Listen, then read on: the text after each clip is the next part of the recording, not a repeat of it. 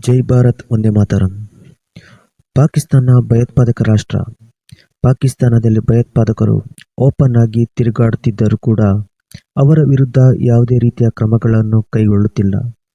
ಇದು ಪಾಕಿಸ್ತಾನದ ದ್ವಂದ್ವ ನೀತಿಯನ್ನು ಎತ್ತಿ ತೋರಿಸುತ್ತಿದೆ. ಹಮಾಸ್ ಮತ್ತು ಲಷ್ಕರ್-ಎ-ತೈಬಾ ಭಯೋತ್ಪಾದಕ ಸಂಘಟನೆ ನಾಯಕರು ಪಾಕಿಸ್ತಾನದಲ್ಲಿ ಸಭೆ ನಡೆಸಿದ್ದಾರೆ.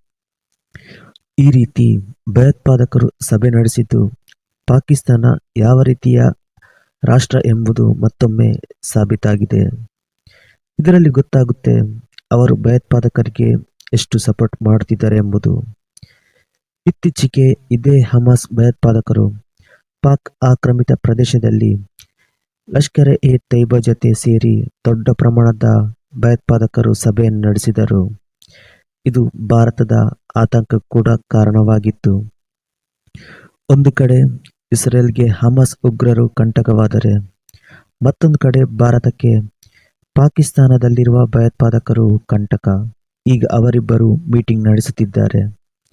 ಭಾರತ ಹಾಗೂ ಇಸ್ರೇಲ್ ಇದರ ಬಗ್ಗೆ ಗಮನ ಕೊಡುತ್ತಿದ್ದಾರೆ. ಇಲ್ಲಿ ಇನ್ನೊಂದು ವಿಚಾರವೇನೆಂದರೆ, ಪಾಕಿಸ್ತಾನ ಗಾಜಾ ಶಾಂತಿ ಒಪ್ಪಂದಕ್ಕೆ ಸಹಿ ಹಾಕಿದೆ.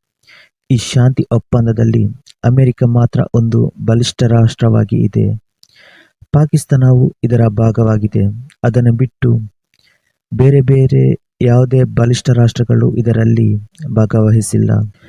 ಪ್ಯಾಲೆಸ್ತೀನ್ನಲ್ಲಿ ಶಾಂತಿ ತರುವುದು, ಪುನರ್ವಸತಿ ನಿರ್ಮಾಣ ಮಾಡುವುದು, ಅಲ್ಲಿ ಹೂಡಿಕೆಯನ್ನು ತರುವುದು ಇದರ ಮುಖ್ಯ ಉದ್ದೇಶ. ಇನ್ನು ಇಸ್ರೇಲ್ ಹಾಗೂ ಪ್ಯಾಲೆಸ್ತೀನ್ ಯುದ್ಧ ಆಗದಂತೆ ಈ ಶಾಂತಿ ಸಮಿತಿ ನೋಡಿಕೊಳ್ಳುತ್ತೆ. ಇನ್ನು ಈ ಶಾಂತಿ ಸಮಿತಿ ಒಪ್ಪಂದದ ಪ್ರಕಾರ ಅದರಲ್ಲಿ ಮುಖ್ಯವಾಗಿ ಹಮಾಸ್ ಉಗ್ರರು ಶರಣಾಗಬೇಕು. ಅವರು ಇನ್ನು ಮುಂದೆ ಭಯೋತ್ಪಾದಕ ಕೃತ್ಯಗಳನ್ನು ನಡೆಸಬಾರದು. ಹಮಾಸ್ ಉಗ್ರರು ಶಸ್ತ್ರಾಸ್ತ್ರಗಳನ್ನು ಕೆಳಗಿಡಬೇಕು. ಈ ರೀತಿಯ ಕೆಲವೊಂದು ಒಪ್ಪಂದಗಳಿವೆ. ಇದರಲ್ಲಿ ಪಾಕಿಸ್ತಾನ ಇದರ ಭಾಗವಾಗಿರುವುದರಿಂದ ಹಮಾಸ್ ಉಗ್ರರು ಅದರ ಬಗ್ಗೆ ಚರ್ಚೆ ನಡೆಸಿದ್ದಾರೆ.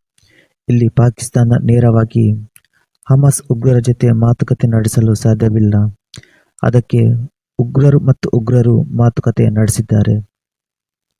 ಇಲ್ಲಿ ಪಾಕಿಸ್ತಾನ ಇಂಡೈರೆಕ್ಟ್ ಆಗಿ ಹಮಾಸ್ ಉಗ್ರರಿಗೆ ಸಪೋರ್ಟ್ ಮಾಡುತ್ತಿದೆ. ಇಲ್ಲಿ ಇಕ್ಕಟ್ಟಿಗೆ ಸಿಲುಕಿದ್ದು ಮಾತ್ರ ಪಾಕಿಸ್ತಾನ. ಒಂದು ಕಡೆ ಶಾಂತಿ ಸಮಿತಿ ಒಪ್ಪಂದಕ್ಕೆ ಹಮಾಸ್ ಉಗ್ರರ ವಿರುದ್ಧ ಕ್ರಮ ಕೈಗೊಳ್ಳಬೇಕು. ಮತ್ತೊಂದು ಕಡೆ ಹಮಾಸ್ ಉಗ್ರರು ಪಾಕಿಸ್ತಾನದ ಸಂಬಂಧಿಕರು. ಇಲ್ಲಿ ಪಾಕಿಸ್ತಾನ ಡಬಲ್ ಗೇಮ್ ಆಡ್ತಾ ಇದೆ. ಒಂದು ಕಡೆ ಅಮೆರಿಕದ ಜೊತೆ ಇದ್ದಾರೆ, ಇನ್ನೊಂದು ಕಡೆ ಹಮಾಸ್ ಉಗ್ರರ ಜೊತೆ ಸೇರಿದ್ದಾರೆ. ಇನ್ನು ಇದರಲ್ಲಿ ಹಮಾಸ್ ಉಗ್ರರು ಹಾಗೆ ಲಷ್ಕರ್-ಎ-ತೈಬಾ ಉಗ್ರರು ಭಯೋತ್ಪಾದಕ ಕೃತ್ಯಗಳನ್ನು ನಡೆಸುವ ಸಂಚನ್ನು ಕೂಡ ರೂಪಿಸಬಹುದು.